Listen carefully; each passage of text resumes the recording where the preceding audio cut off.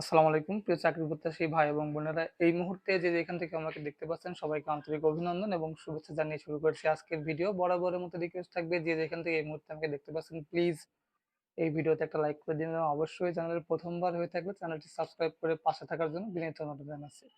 আজকে কোন বিষয় নিয়ে কথা হবে অলরেডি ভিডিওর টাইটেল দেখে বুঝে গেছেন। আজকে যে বিষয়টা নিয়ে কথা বলবো সেটা হচ্ছে আপনারা আবেদনের সময় কি কি ডকুমেন্টস দিবেন এবং কোন কোন জিনিসগুলো আপনারা বেশি বেশি করে খেয়াল রাখবেন। তো প্রথমেই আমি বেশি কথা না বাড়িয়ে আজকে মূল টপিকে আলোচনা করব এবং আলোচনার আগে আমি আপনাদেরকে একটা রিকোয়েস্ট করব, এই ভিডিওটা যারা এখনো পর্যন্ত অ্যাপ্লিকেশন করেননি তাদের জন্য খুবই গুরুত্বপূর্ণ হতে যাচ্ছে। সো প্লিজ না টেনে সম্পূর্ণ ভিডিওটা দেখবেন। আজকের ভিডিওতে এ টু জেড আপনাদেরকে বুঝিয়ে দেওয়ার চেষ্টা করব। এই ভিডিওটা যদি একটা ক্লাসের মতো আপনি ভাবতে থাকেন তাহলে আমি যা বোঝাইতে চাইছি ইনশাল্লাহ আপনি সেটা বুঝতে পারবেন।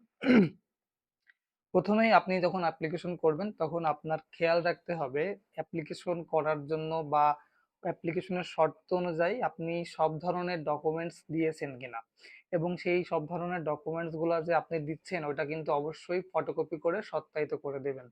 কিভাবে সত্যায়িত করতে হয় এর আগে বহুবার বলেছি, আবারও বলছি, কোনো ফার্স্ট গেজেট অফিসার অথবা এমবিবিএস ডাক্তার অথবা সরকারি কলেজের কোনো শিক্ষক যদি থাকে তাদের মাধ্যমে আপনি কিন্তু এই ডকুমেন্টস গুলা সত্যায়িত করতে পারবেন। এবং সত্যায়িত করার সময় আরেকটার দিকে অবশ্যই খেয়াল রাখবেন যে আপনি যা যা সত্যায়িত করছেন বা যে যে ডকুমেন্টস গুলো সত্যায়িত করছেন সেইগুলো যেন পার্ট বাই পার্ট আবেদন পত্রের সঙ্গে সুন্দর করে পিন আপ করে দেবেন। আর একটা জিনিস হচ্ছে, আবেদন করার সময় যে জিনিসটা সব থেকে বেশি গুরুত্বপূর্ণ একটা জিনিস, আপনি যখন আবেদন ফর্মটি লিখবেন, কিভাবে অ্যাপ্লিকেশন করতে হয়, কিভাবে আবেদন ফর্ম লিখতে হয়, এই বিষয়ে কিন্তু আমার চ্যানেলে একটা ভিডিও দেওয়া আছে। চ্যানেলের হোম পেজে গেলেই আপনারা সেটা খুঁজে পাবেন। আর আবেদন করার সময় কোনোভাবেই আবেদনপত্রে কোনো রকম কাটাছেঁড়া করা যাবে না।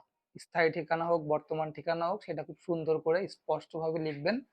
যদি কাটাকাটি হয় তাহলে আবারও কম্পিউটার দোকান থেকে 10 টাকা নিবে, সেটা আপনারা বেশি করে দরকার হয় 2 একটা এক্সট্রা হাতে করে রেখে দেবেন। যদি একটা কাটাকাটি হয় পরবর্তীতে ওইটাতে সমাধান করার চেষ্টা করবেন। এরপরে হচ্ছে পাসপোর্ট সাইজের ছবি লাগবে। অ্যাপ্লিকেশনের সময় অবশ্যই পাসপোর্ট সাইজের ছবি, রঙিন ছবি, সদ্য তোলা পাসপোর্ট সাইজের রঙিন ছবি, যেটা সব থেকে বেশি ভালো হয় যদি আপনি ল্যাব থেকে এই ছবিটা করে নেন। ল্যাব থেকে ছবি করলে সেই ছবিগুলো নষ্ট হয় না, এবং ওই ছবির পেছনের উপরের দিকে কিন্তু আপনি আপনার নাম লিখবেন এবং নাম লেখার পরে অবশ্যই ফার্স্ট গেজেট অফিসার সত্যায়িত করবেন ফার্স্ট গেজেট অফিসার দ্বারা।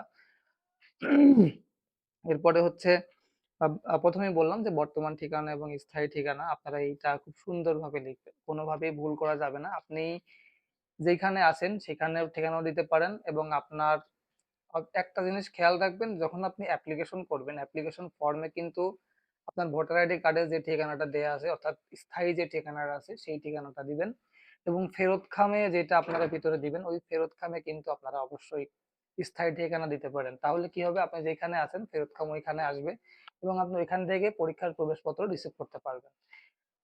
ফেরত খামের উপরে অবশ্যই ডাক টিকিট মারবেন, তাছাড়া কিন্তু 10 টাকা দামের একটা ডাক টিকিট অবশ্যই ফেরত খামের উপরে মারবেন। তাছাড়া যখন আপনি ইউনিটে অ্যাপ্লিকেশন করবেন ইউনিট কর্তৃপক্ষ যেন আপনার ফেরত খামটি কোনো রকম কোনো ঝামেলা ছাড়াই পোস্ট অফিসে পাঠাইলে পোস্ট অফিসের মাধ্যমে আপনার কাছে সরাসরি তারা পৌঁছে দিতে পারে। পোস্ট অফিসের কথা যেহেতু বললাম তাহলে আরেকটা কথা বলি, গতবার যারা অ্যাপ্লিকেশন করেছিলেন অনেকের ফেরত খাম আসেনি, অনেকের আবেদনপত্র পৌঁছাতে অনেক দেরি হয়েছে বলে যার কারণে আপনারা পরীক্ষা দিতে পারেননি। তো আমি আপনাদের কাছে রিকোয়েস্ট করবো আগামী 23 তারিখ পর্যন্ত লাস্ট ডেট, এর মধ্যে 1 সপ্তাহ আগেই চেষ্টা করবেন অ্যাপ্লিকেশনটা শেষ করে ফেলার। বাংলাদেশের ডাক যোগাযোগের অবস্থা খুবই উন্নত মানের, আপনারা সেটা জানেন যে এটা পৌঁছাতে খুব দেরি হয়। যদি আপনার খুব ইমার্জেন্সি থাকে তাহলে দ্রুত যাওয়ার জন্য কিন্তু আরো একটা বক্স আছে, সেখানে হয়তো বা কিছু টাকা বেশি লাগতে পারে।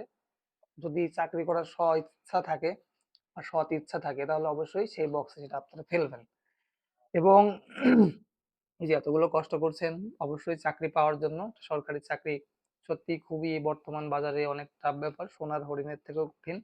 যারা চাকরির জন্য হর্নিয়া হয়ে আছেন, একটা সরকারি চাকরি আপনার খুব প্রয়োজন, চাকরির জন্য আপনার যারা প্রিপারেশন নিচ্ছেন স্ক্রিনে দেওয়া নাম্বারে হোয়াটসঅ্যাপে যোগাযোগ করবেন। অরিজিনাল অথেন্টিক একটা সাজেশন আমি আপনাদের জন্য তৈরি করেছি যেটার মূল্য খুবই নগণ্য। তো আপনারা চাইলে যারা যারা অ্যাপ্লিকেশন করে ফেলেছেন বা করবেন, পরীক্ষার প্রস্তুতি যারা নিতে চাচ্ছেন অবশ্যই স্ক্রিনে দেওয়া নাম্বারে হোয়াটসঅ্যাপে যোগাযোগ করবেন। এবং সেই সঙ্গে পরীক্ষার প্রস্তুতি নিয়ে যদি আমি আরেকটু কথা বলতে চাই, তাহলে আপনাদেরকে জাস্ট এতটুকু বলে রাখতে চাই যে ভাই গতবারের যেরকম পরীক্ষা দিয়েছেন, এবার পরীক্ষা তার থেকেও হার্ডই হবে। এক্সাক্টলি এবারের পরীক্ষাটা কিন্তু সত্যি খুবই হার্ড হবে। কারণ আপনারা জানেন যে গতবারের তুলনায় এবার প্রায় ৩০০ থেকে ৪০০ জনবল কম। সেইখানে আগে ৯৯৭ জন বা ৮৯৭ জন এরকম একটা সার্কুলার হয়েছিল। তো সেইখানে কিন্তু পরীক্ষার কম্পিটিশন ছিল হিউজ। এইবারও কম্পিটিশন প্রচুর হবে এবং সেই ক্ষেত্রে আপনাদেরকে আমি একটা রিকোয়েস্ট করব, যারা চাকরির জন্য অ্যাপ্লিকেশন অলরেডি করে ফেলেছেন বা যারা করবেন ভাবছেন, আপনি অগ্রিম পরীক্ষার জন্য প্রস্তুতি হয়ে যান। মেধা তালিকা না ছাড়া কিন্তু এখানে টিকতে পারবেন না। অনেক ক্ষেত্রে যে মাঠে যে দেখবেন যে ৪র্থ শ্রেণী বা ২০তম গ্রেডের চাকরির জন্য মাস্টার্স কমপ্লিট করা পোলাপানও কিন্তু এই মাঠে আপনার কম্পিটিশন হিসেবে আপনি তাকে পাবেন এবং তাদের সঙ্গে অবশ্যই আপনাকে তাল মিলিয়ে মেধা তালিকায় টিকতে হবে। চাকরির জন্য ২ টা ধাপ, এক হচ্ছে লিখিত পরীক্ষা, আরেকটা হচ্ছে মৌখিক বা ভাইবা বা মেডিকেল। আপনি ১ম টা যদি উত্তীর্ণ না হতে পারেন, পরবর্তী ধাপে কিন্তু কোনোভাবেই যেতে পারবেন না। আমি এজন্য বারবার আপনাদেরকে রিকোয়েস্ট করি, অনেকেই আছেন কি পরীক্ষার ২ দিন আগে আমার কাছ থেকে সাজেশন নেন। ভাই একটা সাজেশন ১০৪ পেজের সাজেশন। আপনার যদি ওরকম মেধা থাকে যে আপনি ২ দিনই পড়ে কমপ্লিট করে ফেলতে পারবেন, তাহলে আমি আপনাকে অনুরোধ করব প্লিজ আমার কাছ থেকে সাজেশন নিবেন না।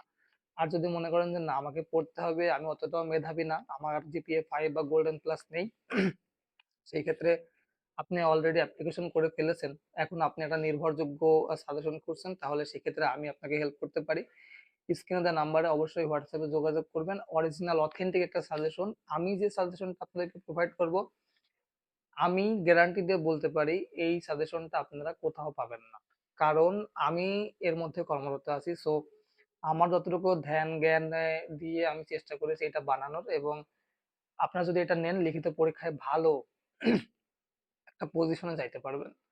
গতবারে আমার কাছ থেকে সাজেশন নিয়ে ১৬৯ বা ১৭০ জনের আশেপাশে এরকম অনেকের জব হয়েছিল। আলহামদুলিল্লাহ তারা এখন চাকরি করছে।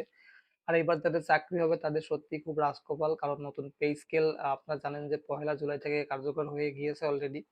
তো আপনারা যারা চাকরিতে পরীক্ষা দিয়ে এবার চাকরি পাবেন, তারা নতুন পে স্কেলের আন্ডারে আসবেন। সেখানে কিন্তু সর্বনিম্ন বেসিকই হবে ৳২০,০০০। আপনি ভাবতে পারতেছেন আপনি নতুন চাকরিতে ঢুকেই ৳২০,০০০ বেসিক পাচ্ছেন, এবং যারা এখনো পর্যন্ত ১০ বছর ১২ বছর চাকরি করে আসছে তাদের বেসিকও কিন্তু এখনো ৳২০,০০০ হয়নি। তো তারা ৳৮,২৫০ বেসিকে ভর্তি হয়েছিল। তাদের সবকিছু মিলায় হয়তোবা এখন ১৮-১৯,০০০ বেতন হতে পারে। কিন্তু আপনি ঢুকেই মিনিমাম ৩০ থেকে ৩২,০০০ আশেপাশে সেলারি পাবেন। এছাড়া তো বেতন, বেতনের পাশাপাশি রেশন, চিকিৎসা, বাসস্থান এগুলো তো আছেই। তো এই জন্যই কিন্তু বাংলাদেশ সেনাবাহিনীর অসামরিকে চাকরি করার জন্য দেশের হাজারো যুবক উঠে পড়ে লাগে, এবং সেইখান থেকে কম্পিটিশন নিয়ে অবশ্যই আপনাকে একটা ভালো পর্যায়ে যেতে হবে। লিখিত পরীক্ষায় টিকানোর দায়িত্ব আমার। আপনারা যদি আমার থেকে সাজেশনটা নেন, আপনারা যদি পুরো কমপ্লিট করতে পারেন তাহলে 100% লিখিত পরীক্ষায় টিকে যাবেন। এতে কোনো রকম কোনো সন্দেহ নেই। বাট ভাইবা পরীক্ষা সম্পূর্ণ আপনার নিজের ভেতর। আপনারা যদি আমাকে ট্রাস্ট করেন তাহলে আমি আপনাদেরকে লিখিত পরীক্ষায় উত্তীর্ণ হতে সাহায্য করব ইনশাআল্লাহ। আপনারা স্ক্রিনে দেওয়া নাম্বারে অবশ্যই হোয়াটসঅ্যাপে যোগাযোগ করবেন। আগামী ভিডিও, কালকের থেকে যে ভিডিওগুলো আসবে আপনাদের কমেন্টস এর উপরে ভিডিও দেখে আসলে আমি সেটা বানানোর চেষ্টা করব। কোন বিষয় নিয়ে ভিডিও জানতে চান অবশ্যই এই ভিডিওর কমেন্ট বক্সে জানাবেন। এবং আজকে বেশি কথা বলতে পারছি না। কাল রাতে রান্না করে আসছি।